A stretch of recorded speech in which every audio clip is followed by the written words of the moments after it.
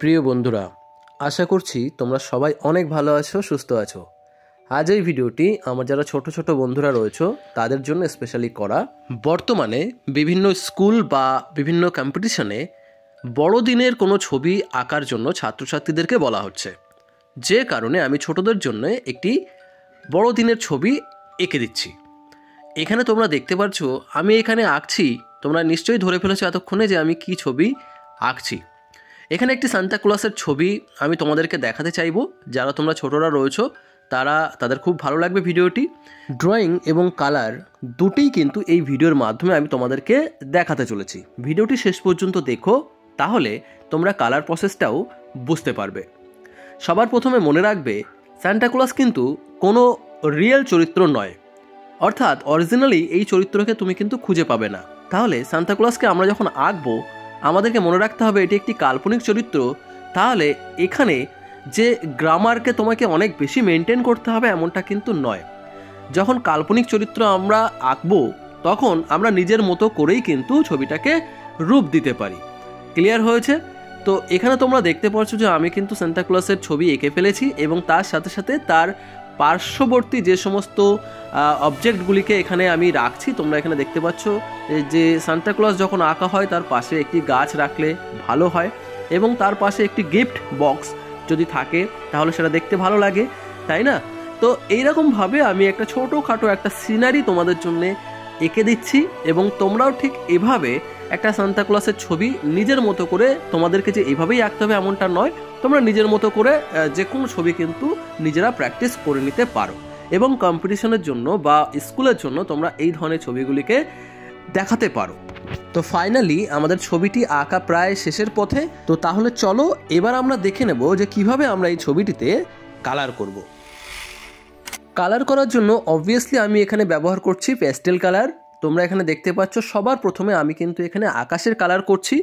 তোমরা কিন্তু মনে রাখবে, যখন কোনো সিনারিতে কালার করছো সবার প্রথমে করবে পিছন দিকের কালার, এবং তারপর আস্তে আস্তে আস্তে আস্তে সামনের দিকের কালারগুলিকে করতে থাকবে। অনেক ছাত্রছাত্রীদেরকে আমরা দেখেছি যে তারা সামনের কোনো অবজেক্টকে বা কোনো বস্তুকে তারা আগে কালার করে বসে থাকে এবং পরে পেছন দিকের কালারগুলিকে করতে থাকে। তারা মনে করে যে আমার মেন যে অবজেক্ট সেটাকে আগে কালার করি, তাহলে আমার ছবিটা হয়তো খুব ভালো হবে। অ্যাকচুয়ালি বিষয়টা তেমনটা না। তোমরা যদি পেছন দিক থেকে কালার করতে করতে সামনের দিকে আসো তাহলে তোমাদের কালারের ক্ষেত্রে অনেক বেশি সুবিধা হবে, যেটা তোমরা কালার করতে করতে তোমরা বুঝতে পারবে। আমি একটা এক্সাম্পল স্বরূপ তোমাদেরকে এখানে বুঝিয়ে দিচ্ছি। মনে করো তুমি এখানে যে গিফট বাক্স আছে, এই গিফট বাক্সের উপর তুমি আগে কালার করেছো এবং তারপরে তার সাইডে যে অংশগুলি রয়েছে সেগুলিকে কালার করছো।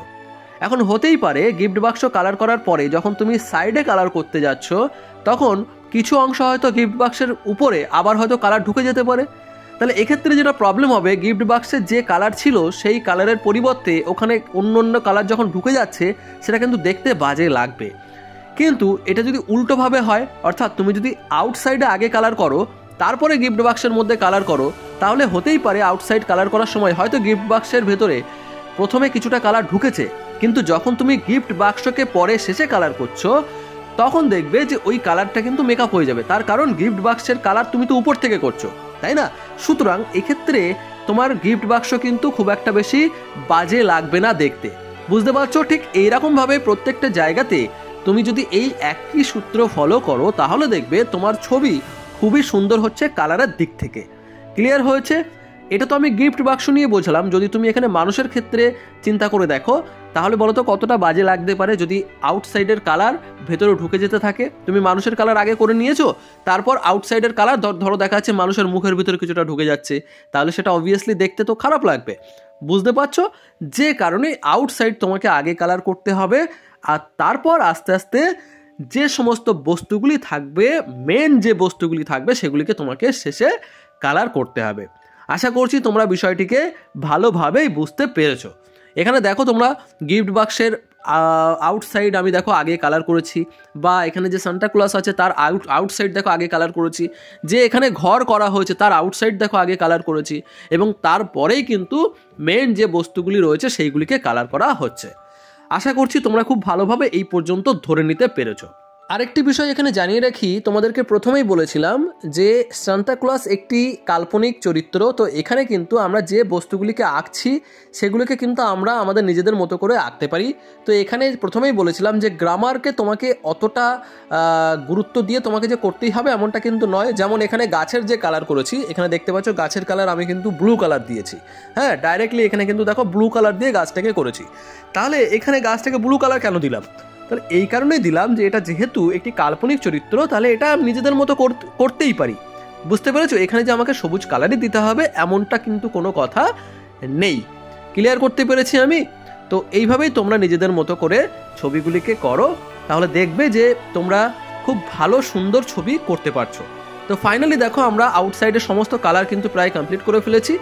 এবার আমরা কিন্তু মেন যে এর অবজেক্ট দেখো সেটাকে কিন্তু সবার শেষে কালার করছি। তোমরাও যদি এইভাবে কাজ করতে পারো তাহলেই দেখবে তোমরা খুব সহজে খুব সুন্দর সুন্দর ছবি করতে পারছো। আমার এখানে মেন সাবজেক্টকে মানে মেন অবজেক্টকে আমি কিন্তু আগে কালার করতে পারতাম, যেটা অনেকেই তোমরা করো। এই ভুলটা তোমরা কিন্তু করবে না। মেন যে অবজেক্ট থাকবে তাকে তোমরা একেবারে শেষে কালার করবে, যেমনটা আমি এখানে কালার করছি। কালার করার ক্ষেত্রে আরেকটি খুব গুরুত্বপূর্ণ বিষয় তোমাদেরকে মাথায় রাখতে হবে, যেটা হচ্ছে যখন তুমি বর্ডার দেবে। আমি তোমাদেরকে আগেও বলেছি যে বর্ডার কিন্তু সব ক্ষেত্রে দেওয়া যায় না, বর্ডারকে অ্যাভয়েড করতে হয়। কিন্তু আমি প্রথমেই বললাম যে এটা যেহেতু কাল্পনিক চরিত্র, তাহলে এখানে আমরা কিছুটা বর্ডার ইউজ করতে পারি।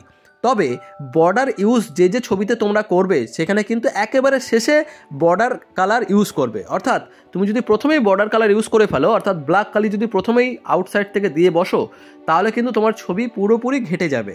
সুতরাং আমিও কিন্তু এখানে বর্ডার ইউজ করব, বাট সেটা একেবারে শেষে। ভিডিওটি দেখতে থাকো, তোমরা বুঝতে পারবে যে কোথায় কোথায় আমি বর্ডার ইউজ করছি এবং কিভাবে কখন ইউজ করতে হবে বর্ডার।